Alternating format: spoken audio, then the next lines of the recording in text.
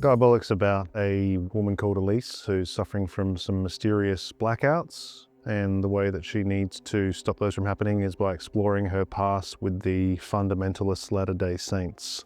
There's a reason why you can't remember much of your experience in the church. Your mind is suppressing these memories to protect you. But why is it just some of the memories? I can remember food that I ate and things I said, but when I try to think of people, names and faces, everything is just blank. The character of Elise is someone who is just put through hell in the film. Her whole story is very harrowing, and they say be very mean to your characters, and we're certainly mean to our character in this. She goes through hell. Elise is a very interesting character because she's very inward. She's got a lot bubbling under the surface.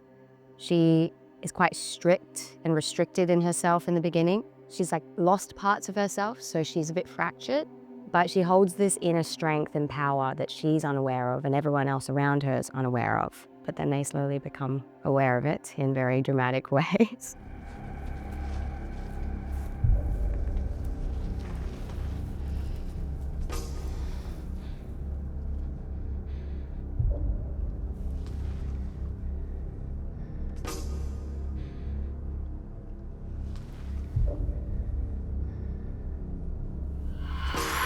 The character of Adam is the ultimate nice guy. He's the boyfriend everybody wants to have. And I think as things develop, we sort of start to break away some of the tropes of those traditional horror characters and reveal something a bit more deep going on under the surface. I think the idea of the perfect boyfriend, or the concept of the perfect boyfriend, is what he's meant to initially represent. The idea of someone having all of their stuff together, I think ultimately you realize as you go on. I think in the case of anybody, we all have our secrets. There's always more than meets the eye.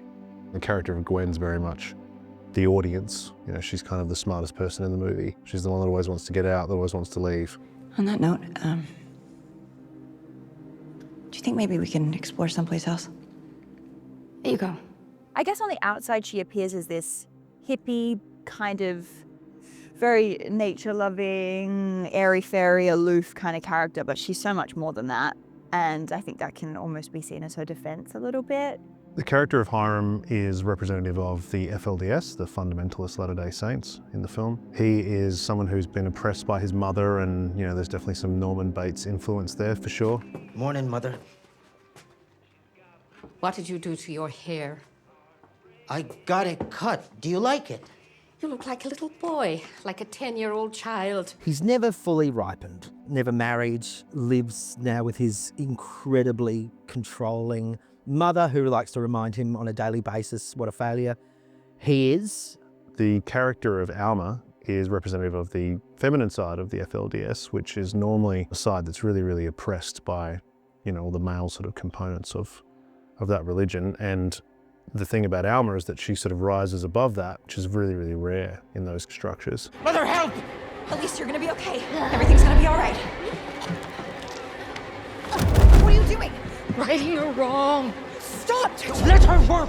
She has been in this religion, in this cult, since she was a child. So she's very much a part of this religion. And so the way that she finds her power, I suppose, is through being able to do these rituals where we look after people who come to the church for healing and for resolution.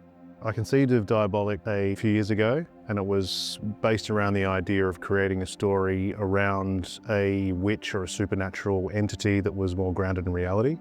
And when I met US writer Mike Harding, he introduced the elements of the fundamentalist church and the Mormon sort of aspect to the film, which is the thing it really needed to separate it out from other concepts.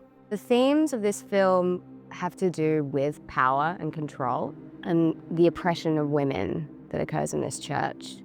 The power and control that men have over women in particular. Action. On go. And 3, 2, 1, go.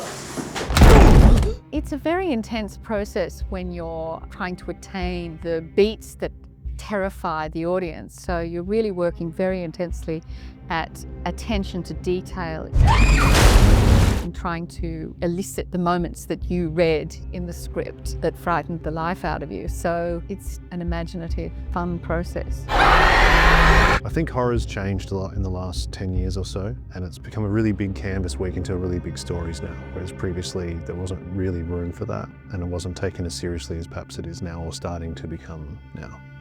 And I think with a story like Diabolic, the idea is to lean into real grounded situations, characters with a lot of depth that aren't just there as a roster to kill off.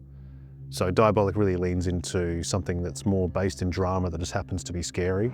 We talk about tropes a lot in the film in terms of leaning into them, but also acknowledging that they're there and then almost working against them, which I think is really fun. Because most horrors, you know, you kind of lean into that and there you go. But this film challenges those tropes. I think audiences can expect a very creepy, slow burn with some pretty great scary moments in there and real grounded situations. Gritty human stories, struggles in the FLDS church. I think there's a lot of truth that's reflected in this film that has happened to a lot of women. And it's scary and it's fun. You can expect to be frightened out of your wits. It is frightening, it's disturbing, and there's such a fun thing in that, this sort of excitement that you get when you see something that is truly disturbing.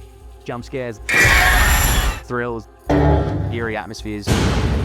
Whoever you take, someone will find something to enjoy about the film.